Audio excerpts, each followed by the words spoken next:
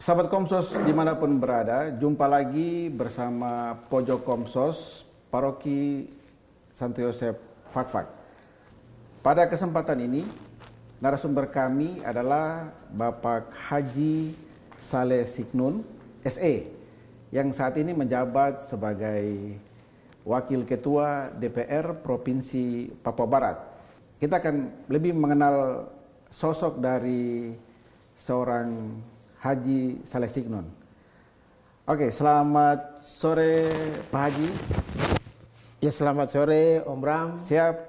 Jadi terima kasih Pak Haji sudah bisa hadir sebagai narasumber di Pojok Komsos Paroki Santo Yosef Fakfak. Ini satu kehormatan untuk kita dan juga untuk teman-teman sahabat Komsos dimanapun berada. Mungkin sebelum kita masuk ke perbincangan kita, sebaiknya Pak Haji memperkenalkan diri sedikit. Walaupun orang Fakfak sudah kenal, yang pasti orang Fakfak sudah kenal, namun sahabat Komsos itu ada di mana saja, dari Sabang sampai Merauke, ya sebagian juga ternyata dari luar negeri. Jadi sehingga penting juga Haji memperkenalkan diri. Untuk itu saya persilakan. Baik, terima kasih. Assalamualaikum warahmatullahi wabarakatuh. Waalaikumsalam. Salam sejahtera buat kita semuanya, khususnya kepada sahabat Pojok Komsos dimanapun berada, baik yang ada di Fakfak, yang ada di Papua Barat, yang ada di seluruh Nusantara, maupun sahabat-sahabat Komsos yang ada di luar negeri. Pertama-tama saya mengucapkan terima kasih yang sebesar-besarnya, yang setulus-tulusnya kepada Om Bram dan teman-teman Pojok Komsos Fakfak yang hari ini mengundang saya hadir di Fakfak, di tempat ini dalam rangka kita bincang-bincang. Siap.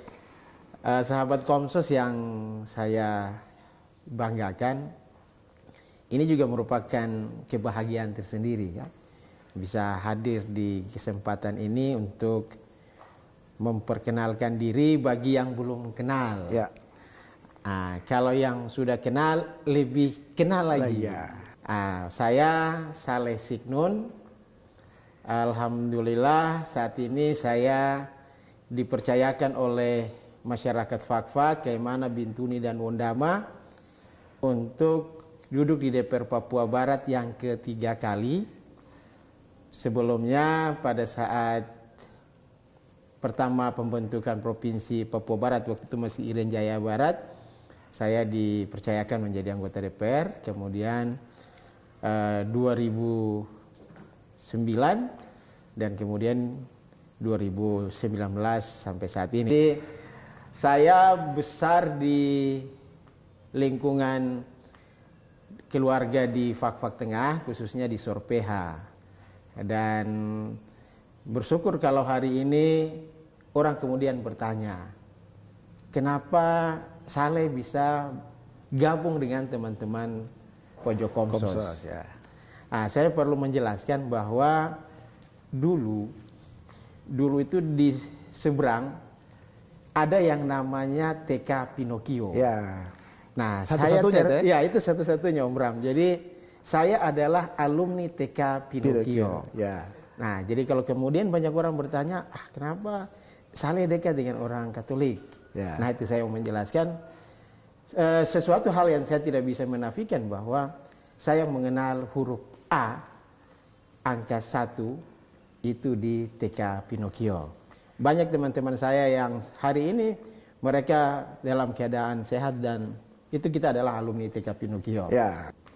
Jadi saya TK Pinocchio 80 sampai 82, SD Apis Merapi 82 sampai 88, SMP Negeri 2 88 sampai 91, SMA 1 dari 91 sampai 94. Setelah tamat dari SMA Negeri 1 tahun 94, saya kemudian kuliah di Malang. Waktu itu juga belum ada sekolah perguruan tinggi di Fakfak, jadi kita harus keluar. Nah, itu jadi itu sekilas perjalanan saya di dunia pendidikan. Dan saya pada saat selesai 94, saya kembali ke Fakfak, kemudian kuliah UT, ambil jurusan Akta 4 untuk menjadi guru. Ya, jadi sarjana ekonomi, lulus jadi guru. Ya. Nah, orang kemudian bertanya, kenapa saya harus jadi guru? Dan kemudian kenapa saya pada saat kuliah mengambil jurusan manajemen, jurusan ekonomi. Jadi memang perjalanan hidup memang sudah kita rancang dari awal. Saya pada kesempatan ini mau mengingatkan kita bahwa dalam kehidupan itu tidak ada yang namanya kata kebetulan. Ya. Jujur sahabat Komsos, saya pernah bilang bahwa ini kebetulan.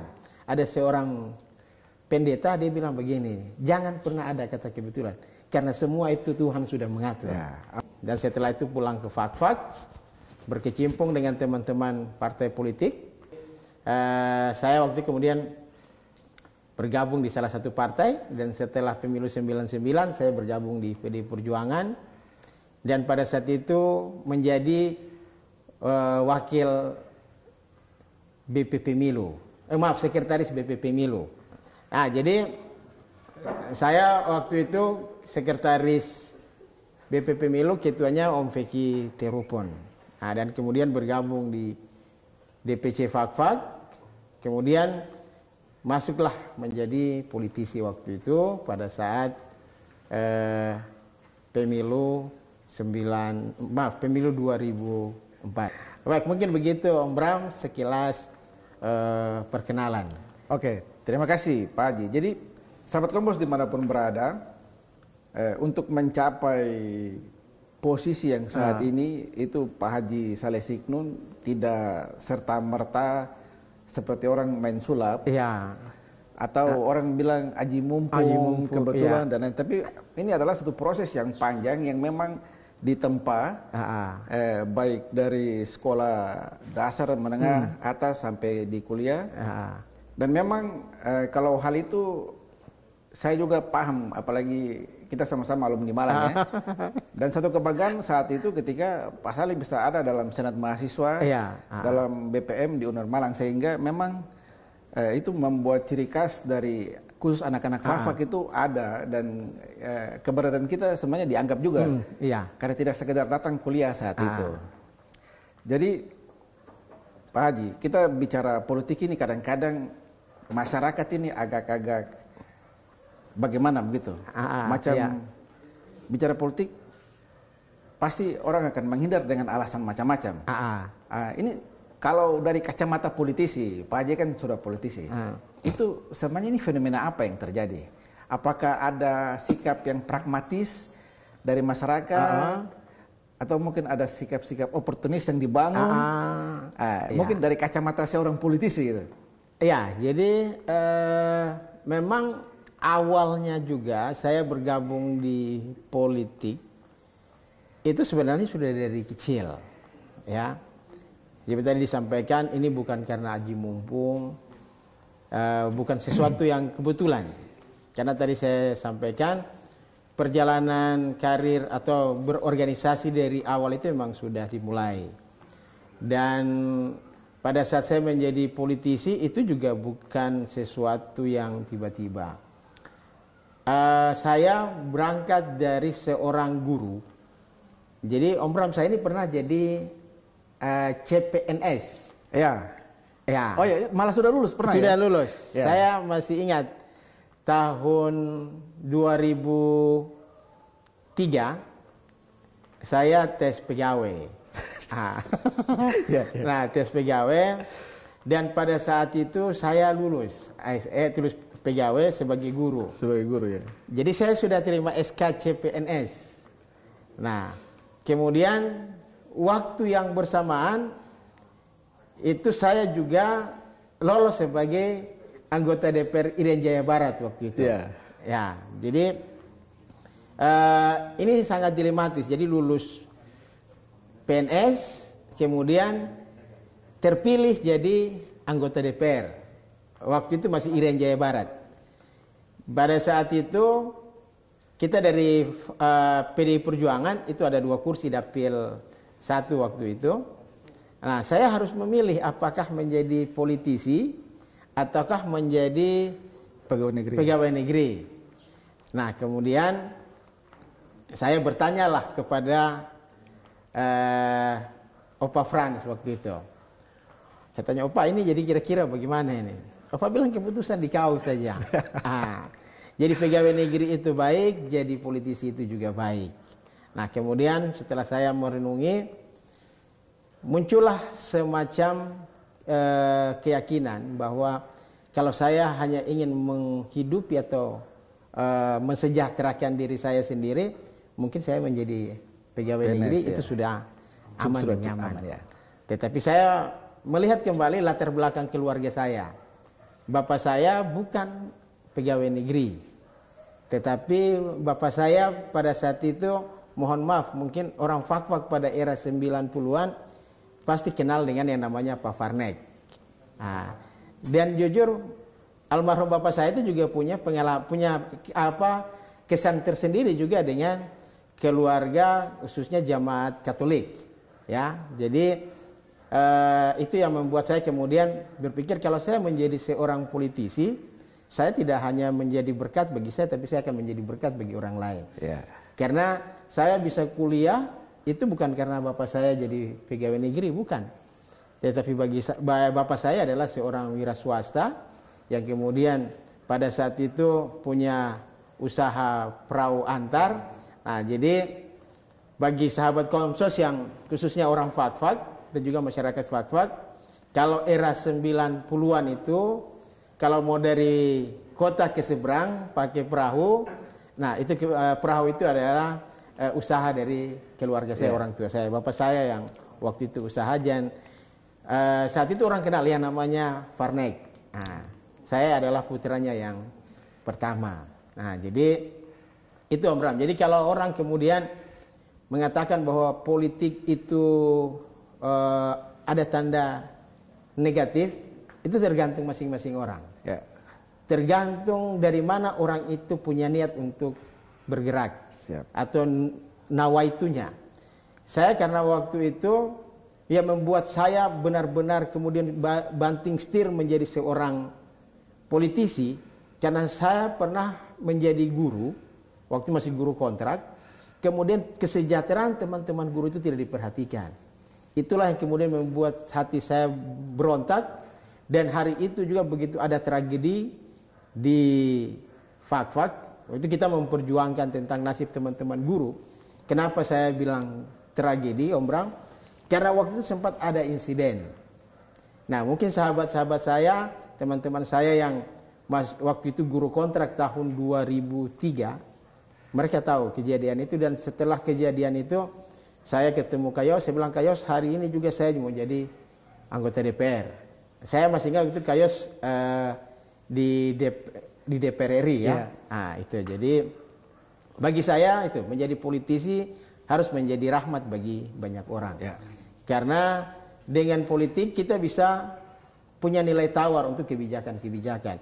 Dan hari ini saya bersyukur bahwa saya bisa menjadi anggota DPR periode yang ketiga. Itu bukan karena hebatnya kita, bukan.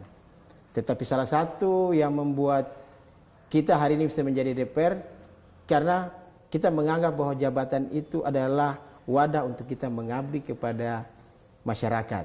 Dan juga sebagai bentuk rasa tanggung jawab kita, bagaimana kita selalu dekat dengan masyarakat. Itu yang membuat kemudian masyarakat memilih kita. Dan saya, alhamdulillah, puji Tuhan, pada pemilu kemarin, suara cukup banyak, ya, dan dukungan suara saya ini yang paling banyak harus saya akui bahwa itu dari keluarga Matahari Naik, mulai dari Raduria sampai ke Kuama Kalamanuk, dan itu mayoritas adalah keluarga jamaat Katolik. Nah, itu yang harus kita, perjalanan karir politik saya memang mendapat dukungan banyak dari Fak-Fak Tengah, karena itu saya menganggap bahwa kita menjadi rahmat bagi orang lain. Tidak ada suatu kebahagiaan, tidak ada kebanggaan begitu kita bisa melihat orang lain tersenyum karena buah karya kita.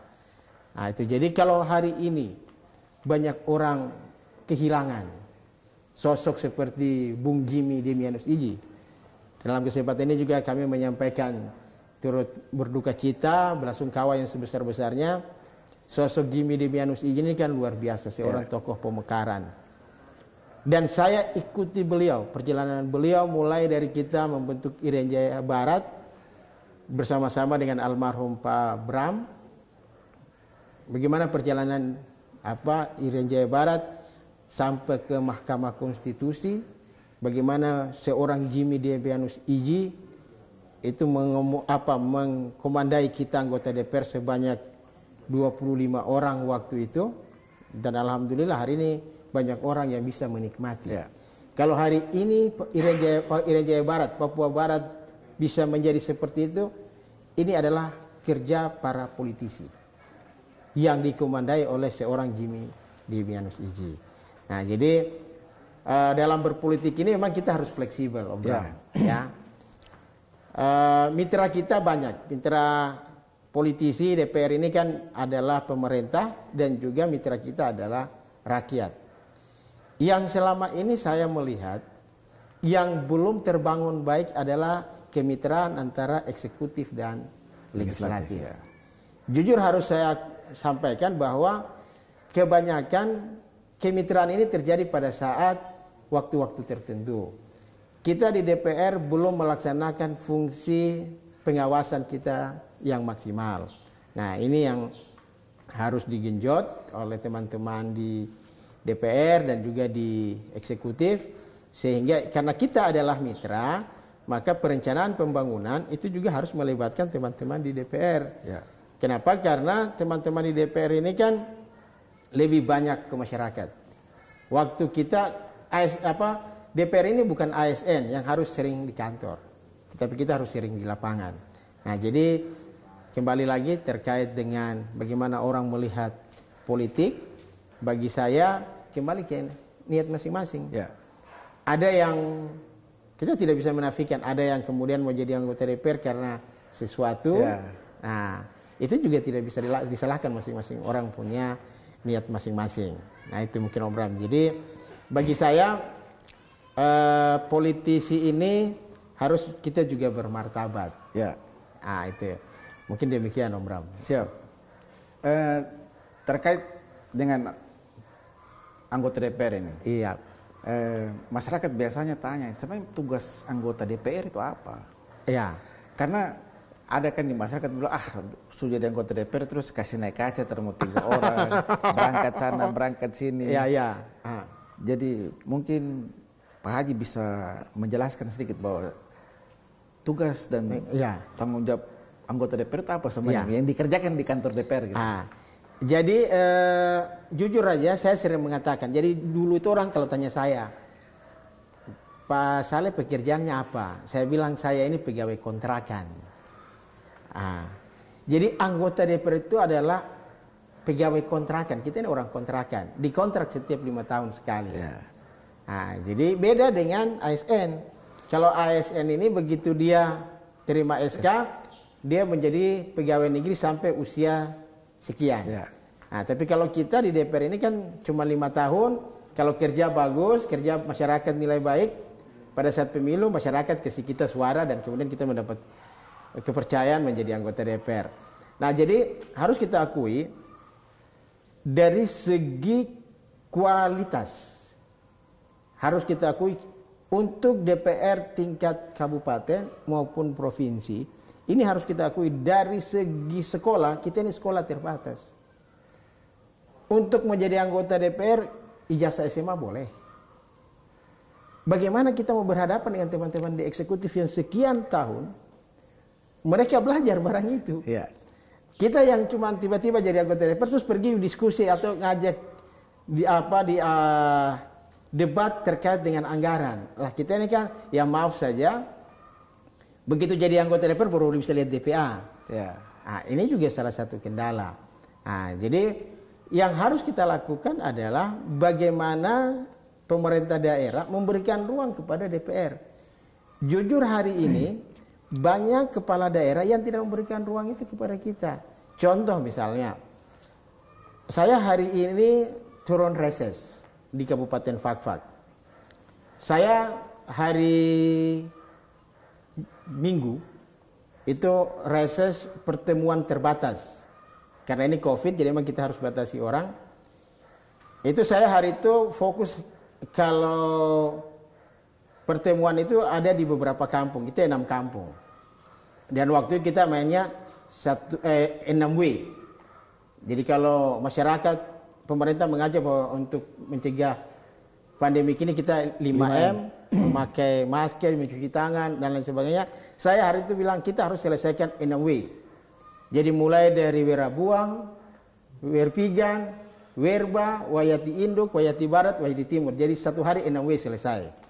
Nah, jadi setelah saya jalan, diskusi dengan teman-teman, dengan masyarakat di bawah, mereka menyampaikan keluhan mereka.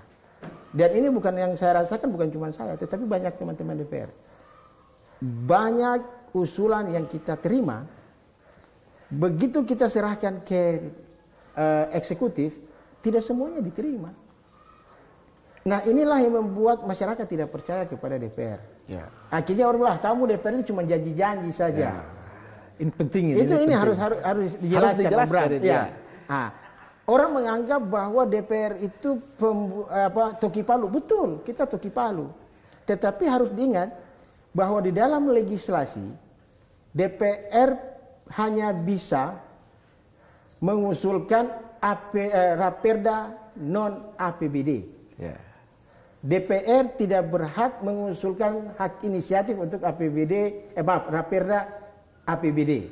Artinya bahwa kalau Raperda, rancangan peraturan daerah terkait dengan masalah organisasi dan lain sebagainya, itu DPR punya hak inisiatif. Contoh misalnya teman-teman DPR membuat perda tentang sampah, itu bisa inisiatif DPR. Ya. Tetapi perda tentang APBD tidak bisa, Om Ram. Karena yang punya kewenangan itu adalah teman-teman DPR, teman-teman Pemda, eksekutif. Yang menjadi polemik hari ini, Om Ram, tidak ada kesepahaman, mekanisme dan tahapan. Artinya begini, selama 1 tahun mulai dari 1 Januari sampai 31 Desember untuk APBD, ini karena tadi Om Ram tanya terkait dengan masyarakat tidak percaya dengan DPR. Nah, mulai dari 1 Januari sampai 31 Desember itu kan ada 360 hari untuk membahas APBD, mulai dari perencanaan sampai dengan pelaksanaan dan pelaporan. Selama ini siklus tahapan, misalnya kapan itu eksekutif menyampaikan rancangan programnya. Jujur selama ini eksekutif tidak pernah memberikan ruang kepada kita. Contoh paling gampang, untuk guru kontrak. Apakah kemudian eksekutif pernah menanyakan kepada DPR, kemarin kamu orang turun reses, atau kamu orang punya kampung-kampung ini, ada guru-guru yang punya nama belum masuk dalam guru kontrak? Itu kan tidak pernah ada. Ya. Tiba-tiba begini nama guru kontrak muncul. Tiba-tiba begini ada kasus begini-begini. Yang harus kita akui bahwa hari ini DPR itu sebagai pemadam kebakaran. Ya. Contoh, ada kasus masyarakat tidak pergi di pemerintah daerah, lari ke DPR. Nah, ini kan kasus-kasus. Jadi itu kalau misalnya siklus dan tahapan ini dilakukan baik, Om Bram, taruhlah misalnya pada saat mau mengajukan program, kepala daerah panggil DPR atau panggil sekwan, coba kasih pokok-pokok pikiran DPR. Si A dari dapil ini dia waktu jadi anggota DPR visi misinya apa, atau janji politiknya apa, itu dikasih dan kemudian itu diperjuangkan. Kalau itu dilakukan, saya yakin ada kepercayaan dari masyarakat kepada anggota DPR. Karena harus diakui bahwa kuasa pengguna anggaran itu bukan DPR. Ya. Nah, jadi kuasa penggunaan anggaran adalah teman-teman di eksekutif. Nah, sementara kita ini ya jujur di Fakfak dan juga di sekitarnya kabupaten-kabupaten lain, ya maaf, harus kita akui bahwa keluhan masyarakat itu mereka datang ke kita. Rumah kita harus terbuka 1 kali 24 jam. Nah, sementara fasilitas yang kita terima juga terbatas. Ya. Kalau hari ini kita buka-bukaan terkait dengan pendapatan, orang mau berpikir mungkin anggota DPR gajinya besar. Betul, gaji kita cukup besar. Tetapi harus diingat, hari ini kita menjadi anggota DPR itu bukan karena hebatnya kita. Ya. Yang hebat itu adalah masyarakat yang pilih kita. Ya. Nah, jadi hari ini bisa jadi anggota DPR bukan karena sekolah S2, bukan. Tetapi karena masyarakat memilih kita dapat suara banyak. Nah, pendapatan kita ini harus kita kembalikan ke masyarakat. Ya. Nah, ini yang kenapa masyarakat tidak percaya dengan DPR itu tadi. Karena DPR tidak pernah diberikan ruang untuk menyampaikan pokok-pokok pikiran atau usulan-usulan yang mereka dapatkan pada saat mereka melakukan reses maupun kunjungan ke masyarakat. Ya. Ya. Oke, berarti memang dibutuhkan sinkronisasi. Betul. Antara eksekutif dan legislatif. Ya. Kalau pincang berarti Ya. ceritanya seperti yang sudah-sudah. Ya. Ya. Jadi oke, kita ini Pak Haji kan ya kalau tadi bilang sudah ini masih muda, ini politisi muda. Politisi muda. Nah, sementara sekarang ini kan pandemi. Ya. Pandemi Covid begitu luar biasa. Kalau dari kita Komsos sangat berterima kasih karena Bapak Haji di sela-sela kesibukan reses masih turun di masyarakat, itu sangat luar biasa. Dan informasi terakhir memang Bapak Haji ada membantu keluarga-keluarga juga yang membutuhkan. Nah, ini bagian dari tanggung jawab Haji sebagai anggota DPR ya. Iya. Sahabat Komsos, kita mungkin hari ini lihat tidak pakai masker bukan karena kita mau lawan COVID, bukan. Tapi karena tadi memang Pak Haji salah satu program untuk resesnya adalah memberikan fasilitas swab gratis, swab antigen gratis yang langsung dipimpin oleh ahlinya, Dr. Eri. Terima kasih juga untuk Dr. Eri karena tadi sudah melayani dan karena kita sudah swab dan memang dinyatakan bahwa negatif sehingga kita tidak pakai masker. Bukan kita tidak pakai masker mau untuk adu-adu diri dengan COVID. Tapi karena saya dengan Bapak Haji juga tim Komsos memang sudah swab dan makanya kita bisa berbicara santai begini. Tapi tetap jaga jarak. Dan Bapak Haji masih pegang masker. Masih pegang masker. Jadi begitu, jadi Bapak Haji di sela-sela sebagai turun di dalam kegiatan reses itu kayak tadi ya 6W tadi sudah keliling ke kampung-kampung. Dan Bapak Haji saya dengar ada bantu juga untuk beberapa gereja Katolik di daerah Bombraya. Iya. Oke, baik. Jadi yang harus saya akui secara pribadi khusus untuk Papua Barat. Saya tidak tahu kabupaten lain atau daerah lain. Kita di Papua Barat itu memang ada komitmen antara legislatif dan eksekutif dalam hal porsi usulan anggaran. Nah, di dalam undang-undang ada ruang yang diberikan oleh pemerintah agar anggota DPR menyampaikan pokok-pokok pikiran. Pokok-pokok pikiran ini adalah usulan anggota DPR dalam bentuk program pada saat dia melakukan reses ataupun melakukan kegiatan-kegiatan lain. Nah, tadi kan saya sampaikan bahwa DPR ini sebaiknya lebih banyak di lapangan, lebih banyak di kampung. Om Ram, saya beberapa waktu yang lalu sampai hari ini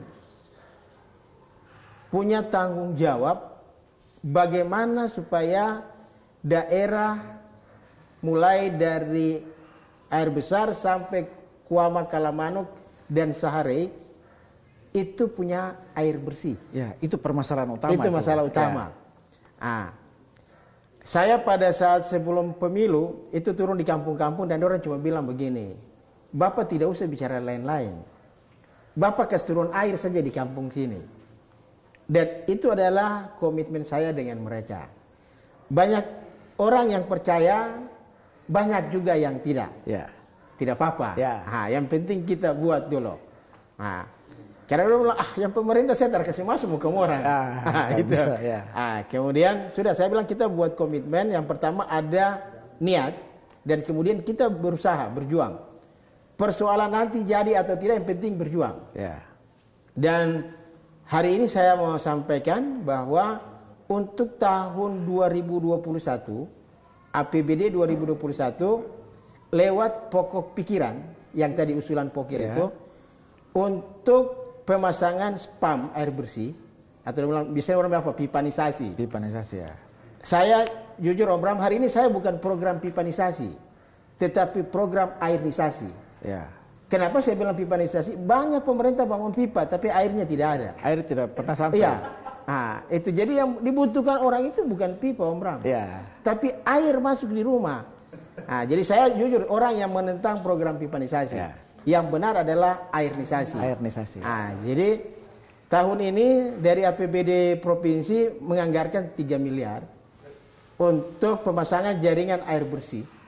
Mulai dari Mandokma sampai di Kuama Kalamanuk. Oh ya. Kenapa saya batasi sampai Kuama Kalamanuk? Saya orang yang tahu diri. Saya dapat surat terbanyak itu mulai dari tadi. Dari kampung itu sampai Kuama Kalamanuk. Nah, jadi program saya tahap pertama sebelum masa periode saya 2024 selesai, dorang ini sudah dapat air bersih. Air sudah masuk di dorang punya rumah. Nah, jadi nanti setelah pulang ini, insya Allah mereka sudah mulai perencanaan, dananya sudah ada, sehingga itu bisa digunakan. Nah, jadi yang tadi saya sampaikan, DPR Papua Barat dan juga pemerintah Provinsi Papua Barat memberikan ruang itu, supaya anggota DPR ini turun di kampung itu yang buang muka atau masyarakat buang muka. Hari ini kita takut turun di kampung. Kalau hari ini orang bilang DPR banyak takut ke kampung, betul.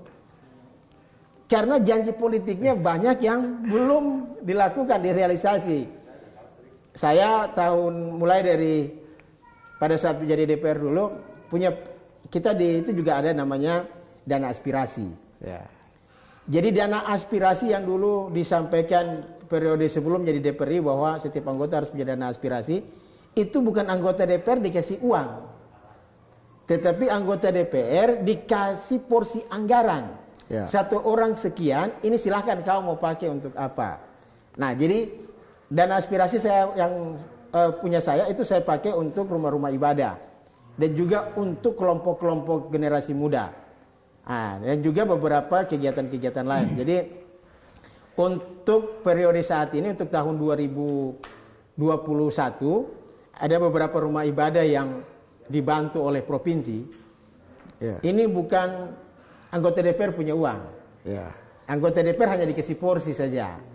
Jadi yang saya kasih masuk untuk 2021 itu yang pertama adalah bantuan untuk pembangunan Gereja Santa Maria Merapi. Yang di Mangga 7. Di kompleks itu ya? Iya. Jadi ini kita sudah bicara dengan pastor, dan memang kan kalau Gereja Santa Maria sekarang memang kan kecil. Harus kita akui, itu juga bersebelahan dengan misi. Nah, sementara pengunjung di Balai Fatima Misi seberang ini kan sangat banyak.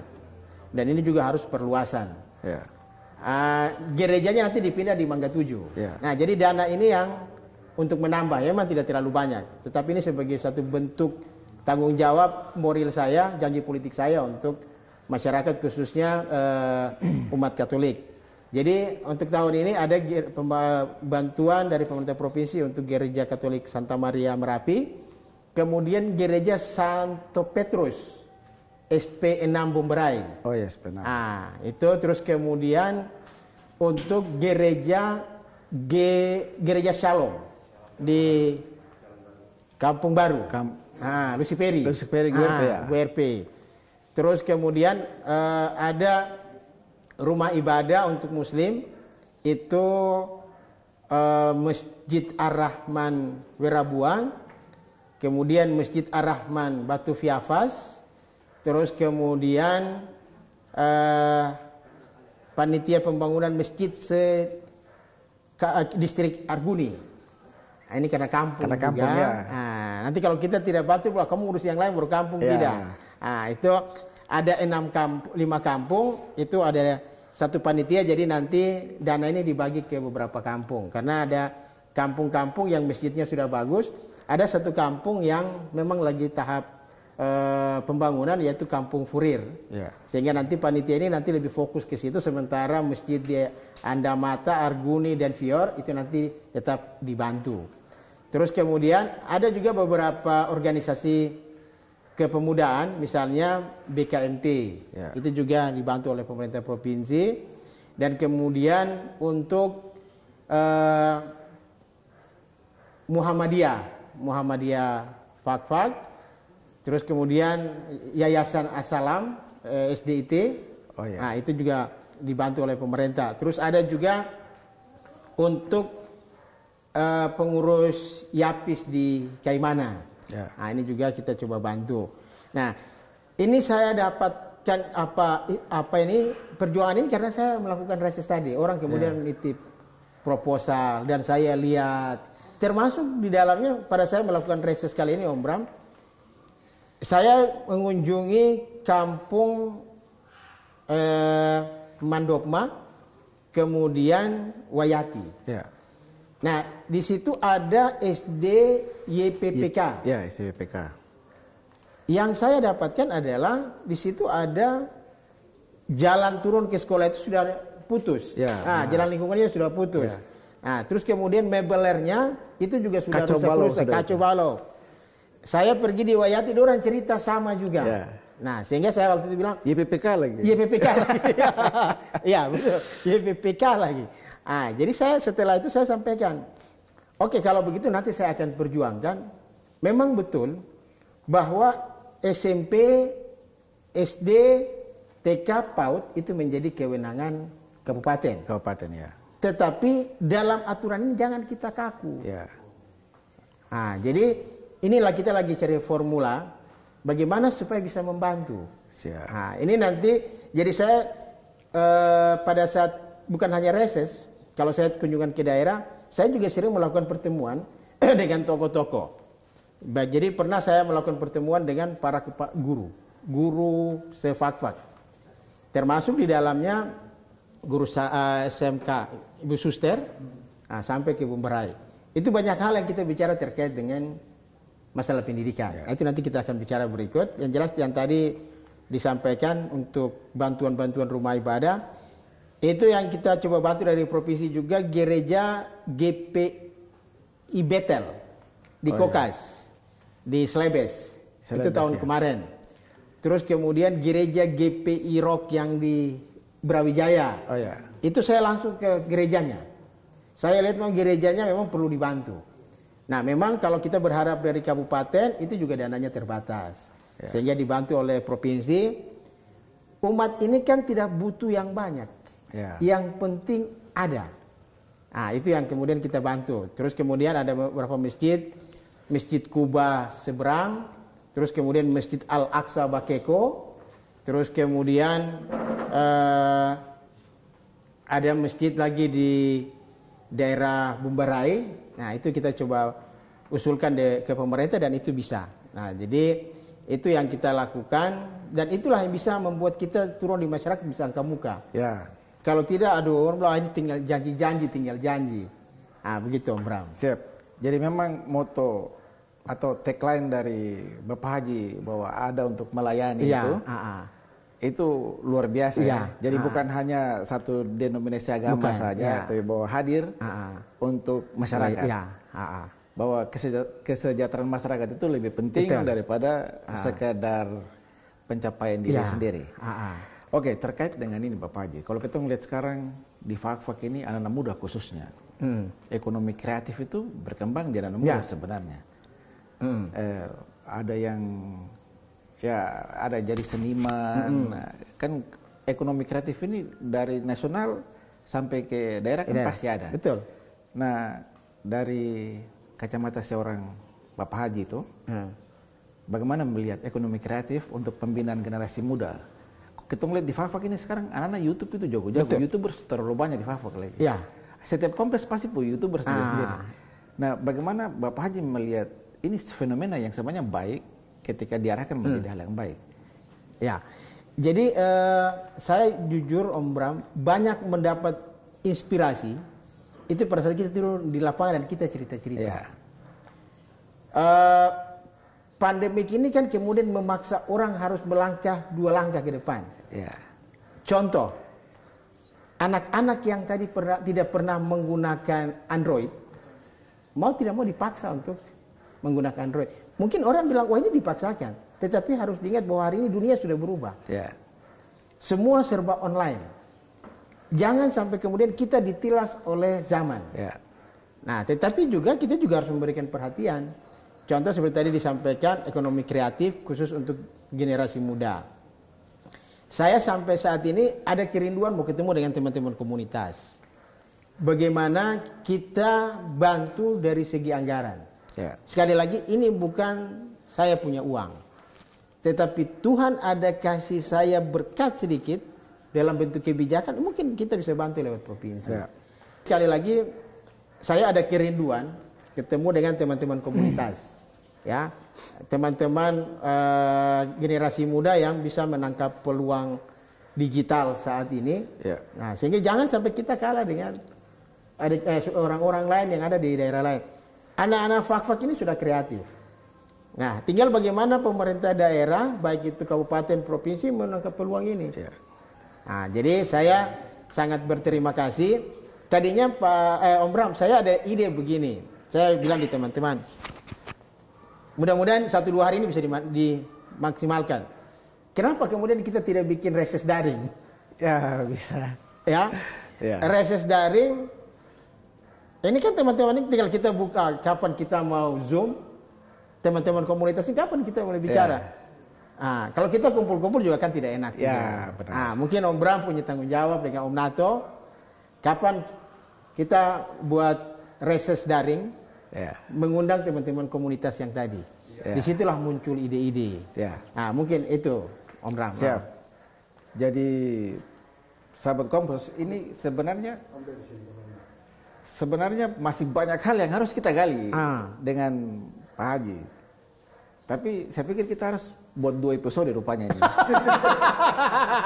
Karena itu harus disetting dari pagi sampai sore. Jadi memang ini harus untuk 2 episode, dan salah satu episode berikut adalah bagaimana kita bisa mengakomodir komunitas-komunitas yang ada di Fak. Ya. Oke. Ya, reses daring. Reses Dan daring. saya pikir ini pertama di Indonesia nih, reses daring. Ya. Ini luar biasa, ini brilian. Jadi bahwa Pak Haji mengingat waktu juga sudah mau maghrib, mungkin Pak Haji bisa kasih motivasi kepada generasi muda yang mau jadi apa saja, ya. Dan jangan takut jadi politisi. Ya. Karena politisi itu bisa melayani ruang lingkup lebih luas. Ahok pernah bilang bahwa kalau hanya sekedar jadi pengusaha, jadi tidak bisa, harus masuk di dunia ini. Mungkin di kesempatan ini juga Pak Haji bisa memberikan motivasi, memberikan keteguhan hati kepada generasi muda. Jadi bukan hanya politisi, tapi mungkin mau jadi dokter, tentara, dan lain-lain, sebagai penguatan kepada adik-adik generasi muda semua. Baik, jadi saya mengajak kepada adik-adik generasi muda, yang pertama, belajar dari rumah ibadah. Kenapa saya hari ini bisa jadi anggota DPR, bisa jadi wakil ketua DPR, karena saya belajar dari masjid. Ya. Bagi sahabat-sahabat orang muda Katolik yang ada di lingkungan gereja Katolik dan juga di rumah ibadah yang lain, mari kita belajar di komunitas gereja, masjid, dan lain-lain. Di situ banyak hal yang kita belajar. Nah, dan kemudian jangan ragu untuk melakukan hal-hal yang baik. Jangan malu. Kalau ada yang baik, kita lakukan. Ya. Dan tidak harus menjadi pegawai negeri. Ya.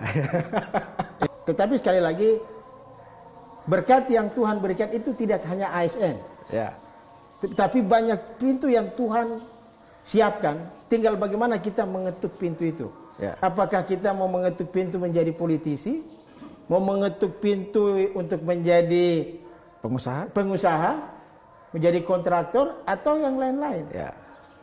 Ini sudah canggih, ini kan zaman digital. Jadi untuk generasi muda, khususnya sahabat Komsos, kita harus optimis, ya. Peluang banyak, tinggal bagaimana kita memanfaatkan. Ya. Termasuk di dalamnya yang utama adalah membangun komunikasi dan teamwork. Ya. Demikian. Siap. Terima kasih Pak Haji. Jadi sahabat Komsos dimanapun berada, kalau ingin bertanya terkait apa saja ya, terkait dengan tugas dan wewenang dari Pak Haji, boleh komentar di bawah. Tapi jangan lupa subscribe, like, komen, dan share. Biar informasi ini bisa sampai ke siapa saja dan pemahaman politik itu bisa dibangun. Jadi kita jangan lagi salah kaprah terkait dengan jabatan-jabatan politik ini. Jadi Pak Haji terima kasih sudah menyempatkan diri hadir di acara Pojok Komsos. Semoga Tuhan memberkati kita semua dan semoga perjalanan Bapak Haji dalam menjalankan tugas-tugas sebagai wakil rakyat dapat diberkati sehingga Bapak Haji diberkati untuk menjadi berkat untuk semua orang. Demikian, salam sehat, salam sejahtera untuk kita semua. Assalamualaikum warahmatullahi wabarakatuh. Shalom. Terima kasih untuk Nando, Om Nato, Iwan, dan Bung Kace, juga Pak Guru, adik laki-laki. Selamat sore. Terima kasih. Oke. Sebagai luar biasa, tapi ini kalau kita sama berarti gelap.